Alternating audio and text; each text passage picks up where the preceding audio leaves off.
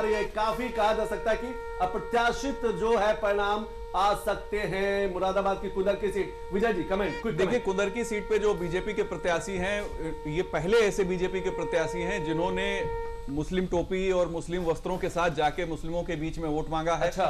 मुस्लिम राजपूतों को खास तौर पे इन्होंने फोकस किया है। और बीजेपी के जो अल्पसंख्यक प्रकोष्ठ के प्रदेश अध्यक्ष हैं कुंवर बासित अली, वो चूंकि उसी इलाके के रहने वाले हैं तो वो भी मुस्लिम राजपूत है, तो मुस्लिम राजपूतों को लेकर एक अलग किस्म का नैरेटिव क्रिएट किया गया। और मुझे लगता है पसमानदा की राजनीति बीजेपी की फेल हो गई शुरुआत से करती आ रही है, लेकिन मुस्लिम राजपूत की राजनीति अगर उनकी सफल होती है तो आगे ये बड़ा चमत्कार। बिल्कुल, ये जो रुझान है ये बड़ा दिलचस्प है। नावेद साहब किस तरीके से कहें कुदर की, क्योंकि समाजवादी पार्टी अपना गढ़ मानती है, वो मुस्लिम बाहुल्य भी है। हाँ, विजय भाई ने बहुत दिलचस्प बात कह दी है कि जिस तरीके से पसमानदा की राजनीति भारतीय जनता पार्टी ने शुरू की थी, लेकिन उसमें सफलता नहीं मिली, मुसलमान उनके साथ नहीं आया। लेकिन अब राजपूतों की यानी अपर कास्ट को अपने फेवर में लेने की अगर वो कोशिश हुई है इस सीट पर और सफलता के संकेत मिल रहे हैं, तो मुझे लगता है कि नई दिशा भारतीय जनता पार्टी को ये सफलता देगी और अपर कास्ट मुसलमानों को अपने साथ लेने की एक नई आजमाइश शुरू करेगी भाजपा। बिल्कुल राजकुमार जी किस तरीके से देख पा रहे हैं, क्योंकि अभी हम लोग कुदरकी की बात कर रहे हैं, जिक्र भी कर रहे थे और आप कह भी रहे थे कि 3 सीटें, करहल का आपने जिक्र किया, कुदरकी का जिक्र किया और सीसमो का जिक्र किया, लेकिन कुदरकी में तो भारतीय जनता पार्टी रुझानों में आगे है और काफी आगे। बिल्कुल, ये बहुत बड़ी बात है और उत्तर प्रदेश की राजनीति के लिए बहुत बड़ी बात है। आने वाली राजनीति की बहुत सारी चीजें इसको लेकर तय होंगी, जैसे कि अभी हमने पहले कहा था आपको कटहरी से, और अब कुदरकी भी अगर भारतीय जनता पार्टी इस पर बढ़त बना रही है, तो ये जैसे कि विजय उपाध्याय जी ने बात कही, ये बड़ी दिलचस्प बात है कि जो मुस्लिम राजपूत की जो बात है उधर भारतीय जनता पार्टी जा रही है और वहां पर प्रत्याशी भी कुदरकी में राजपूत हैं भारतीय जनता पार्टी की तरफ से। तो ये अगर वहां पे जीत जाते हैं, क्योंकि अभी आपने जो दिखाए थे पिछले बार जो साहब जीते थे बर्ग साहब, कितना बड़ा अंतर था, बहुत बड़ा अंतर, और 60% वोट वहां मुसलमानों का है।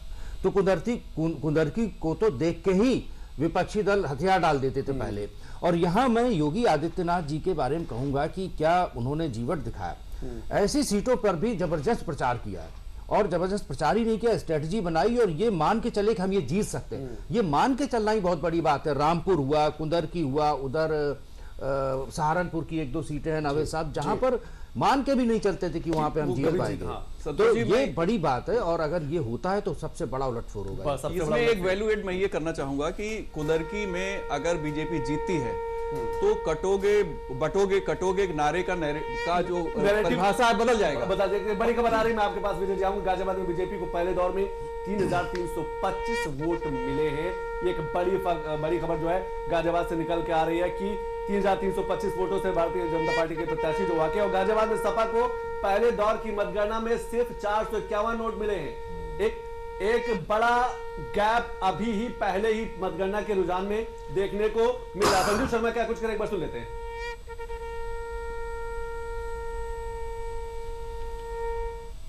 प्रत्याशी को 500 वोट मिली है, एक बड़ा अंतर शुरुआत हो गया है और गाजियाबाद के सम्मानित कार्यकर्ता और महान जनता पर पूरा विश्वास है कि यहाँ भारतीय जनता पार्टी को एक बड़ी जीत गाजियाबाद में मिलेगी। तो गले पे भी विजय जी, संजू शर्मा के चेहरे पर खुशी देख पा रहे हैं आप? नहीं, गाजियाबाद बीजेपी के दबदबे वाली सीट है। आपको याद हो लोकसभा चुनाव में जनरल बीके सिंह का यहां से टिकट काटकर अतुल गर्ग को दिया गया था, उसका राजपूतों ने बड़ा विरोध किया था और ये कहा था कि इससे पार्टी के खिलाफ उन्होंने शुरू कर दिया।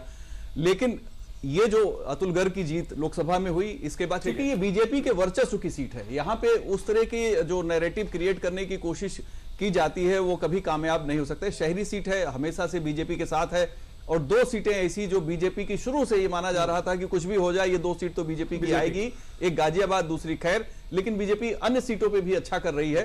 तो मुझे लगता है कि ये बीजेपी की एक बढ़त है और लोकसभा चुनाव के बाद जो उसको नुकसान हुआ था उस नुकसान की भरपाई बाई इलेक्शन से कर सके, बाई इलेक्शन से की जाती है। लेकिन अगर भट्ट साहब, जैसे कि राजकुमार जी कह रहे हैं कि मुख्यमंत्री योगी आदित्यनाथ ने कुदरकी जैसी सीट पे पूरी जी जान लगाई, मेहनत से वहां पर संवाद किया, लोगों से बात की, क्या उसका असर देखने को मिला कि कुदरकी जैसी सीट में भी भाजपा इस पे भाजपा आगे है? देखिए, रामपुर लोकसभा क्षेत्र और रामपुर विधानसभा क्षेत्र के बाद ये पहला मौका है कि जो हमने और मैं इस पे आऊंगा भट्ट साहब की सीसामऊ सीट पर भी रुझानों में बीजेपी और सपा की कांटे की टक्कर है। भट्ट साहब देख सकते हैं कुदरकी और सीसामऊ में भी भाजपा जो है कांटे की टक्कर दे रही है। दूसरे दौर की मतगणना में बाद सपा को 496 वोट से जो सपा है 496 वोट से भारतीय जनता पार्टी आगे। दूसरे दौर की गिनती के बाद सपा को 6000